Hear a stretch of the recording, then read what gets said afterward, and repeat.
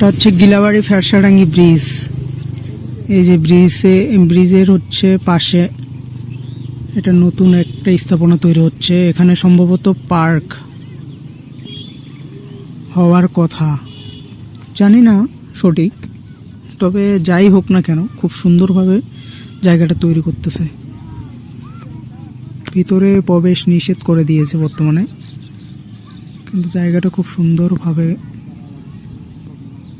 তৈরি করতেছে।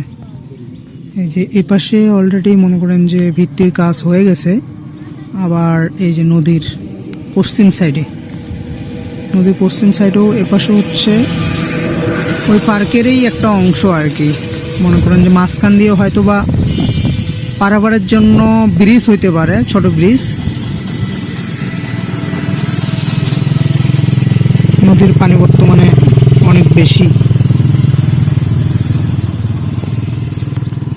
এটা হচ্ছে ব্রিজের মাঝখানে দাঁড়ায় আছে। এই যে সূর্যের আলোর জন্য এপাশে কিছু দেখা যাচ্ছে না।